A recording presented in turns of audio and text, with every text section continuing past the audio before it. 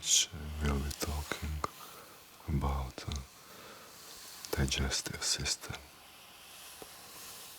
of humans. Just the thought or smell of food is enough to get digestive juices flowing in the mouth and in the stomach. As soon as food enters the body, it is mashed to a pulp and attacked by chemicals that begin to break it down.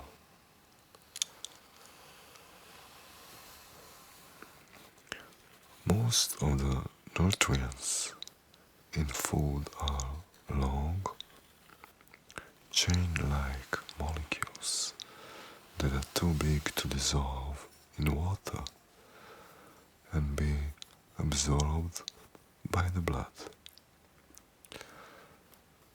The process of digestion turns these giant molecules into tiny units the body can absorb.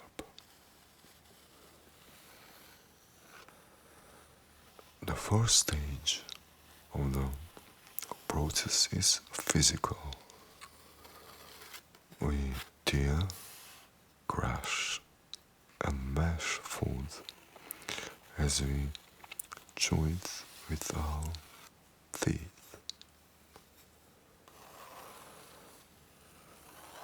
This physical action helps digestive juices penetrate the food to break it down chemically.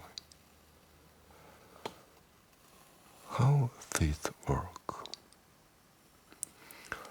Our teeth are the first line of attack in the digestive process. Chopping and grinding food into small pieces. We have two sets of teeth during our lifetime. 20 milk teeth that last 6 to 10 years, followed by 32 permanent teeth. There are several different types of teeth. The front teeth, incisors, have thin edges that make them good for snipping and biting into things. The rear teeth, molars and premolars, are broader with bumpy tops suited to grinding and crushing food. Canines are pointed teeth used for piercing and gripping.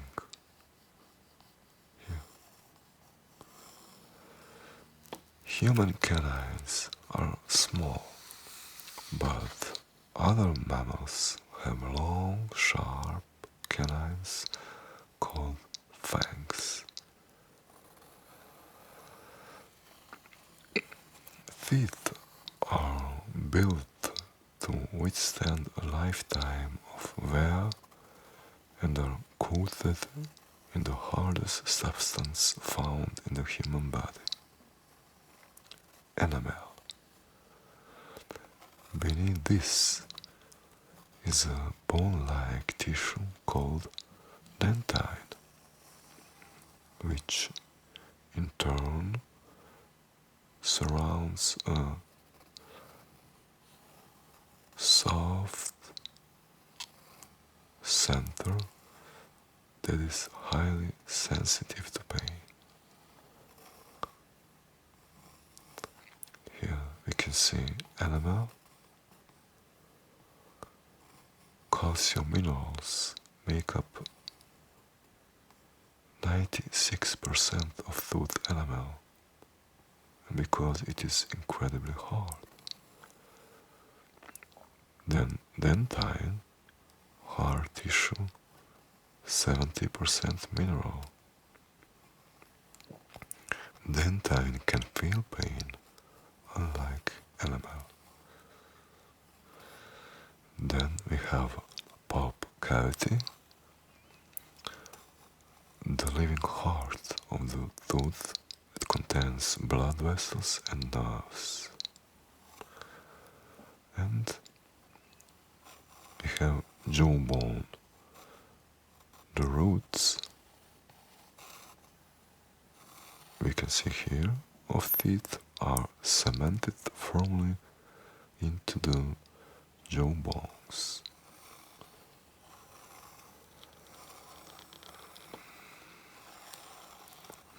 Unlike cats and dogs, which can wolf down large chunks of food, human beings have to chew food before swallowing it. Inside the mouth, food is mashed by the teeth and mixed with a watery fluid called saliva or spit. Saliva moistens food to make it slippery and easier to swallow. It also contains chemicals called digestive enzymes, which break large food molecules into fragments.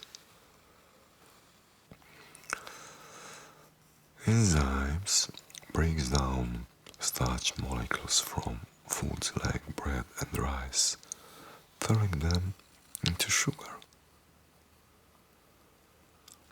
We have also enzymes that breaks down fat molecules. Let us see on this picture some details of our head and the parts we use for eating food. Here is the nose. The flavor of food comes largely from our sense of smell. Aromas enter the nose from the back of the mouth, from here.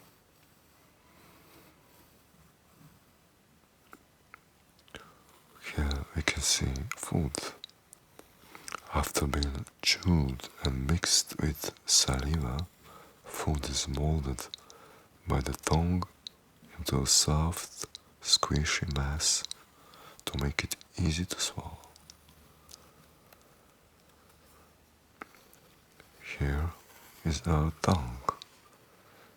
This agile and powerful muscular organ maneuvers food with amazing precision, placing food particles between the teeth to be crushed.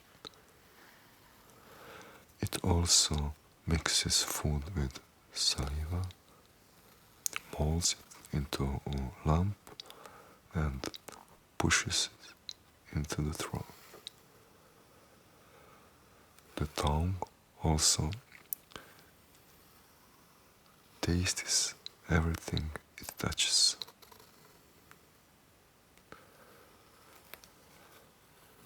Here we can see teeth.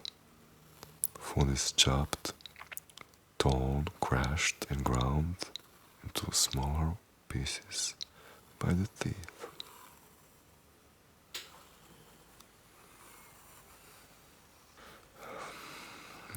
Here we can see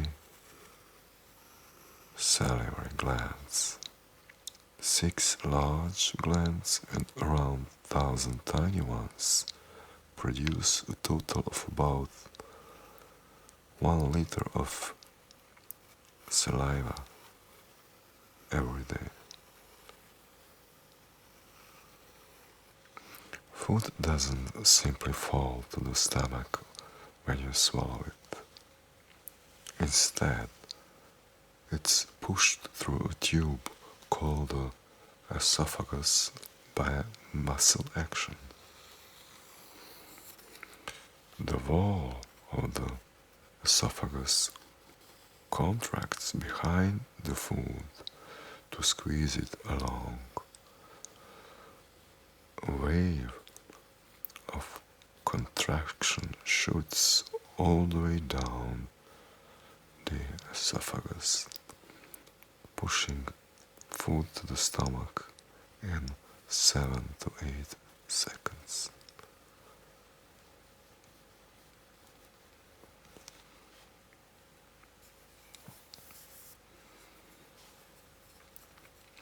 Here I can see the picture of our stomach.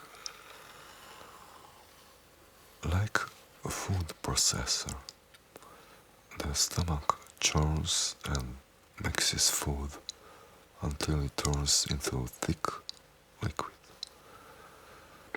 Glands in the stomach wall secrete acid and enzymes that work together to break down protein molecules in food such as meat and fish.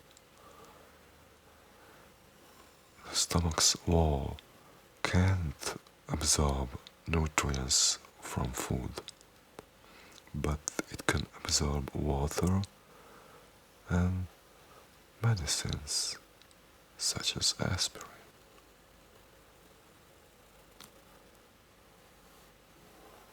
A space at the top of the stomach allows gas to collect. The gas is released by burping.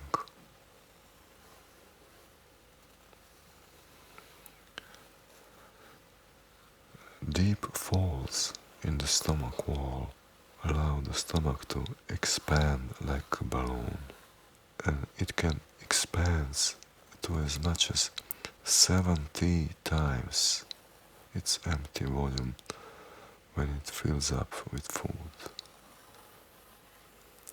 70 times. Here we can see small intestine, and here we can see liquid. Food stays in the stomach until it has turned into the soupy liquid free of lumps. In the stomach we have 3 layers of muscles that contract in waves to churn food and mix digestive juices into it.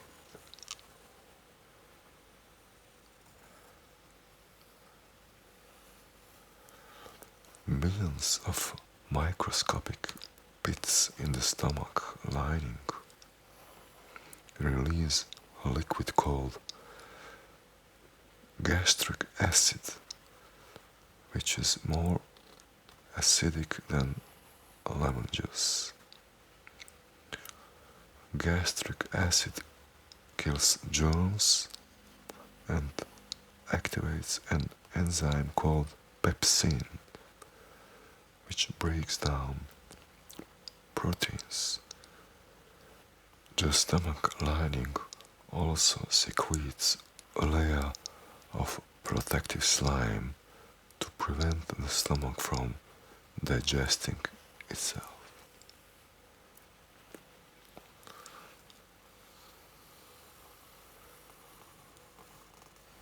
As I said before, the stomach expands like a balloon as it fills.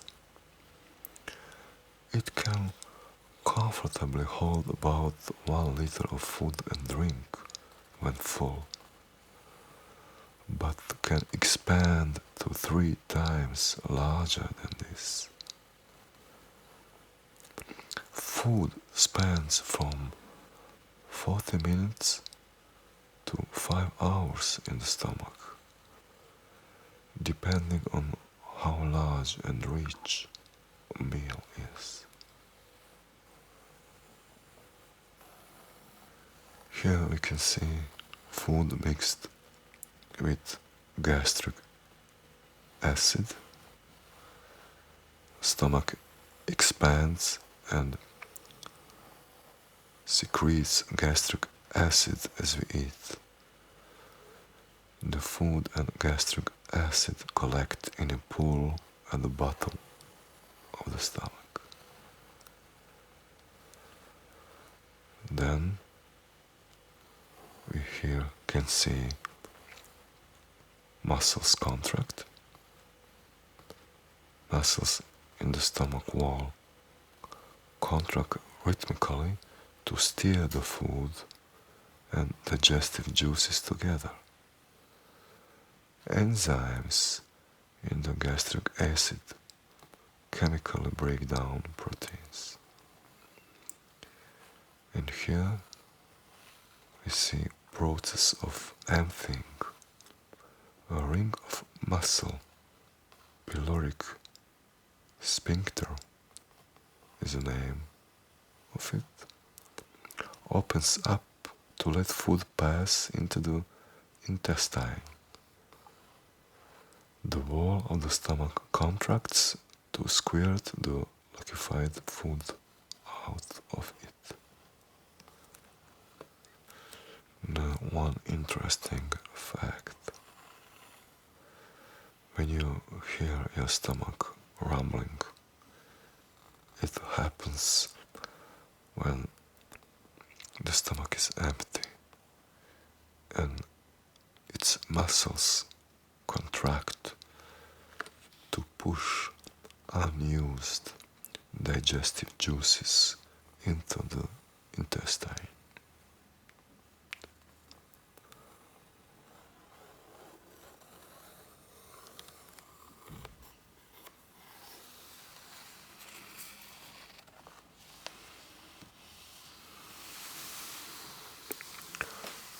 Thank you for your attention.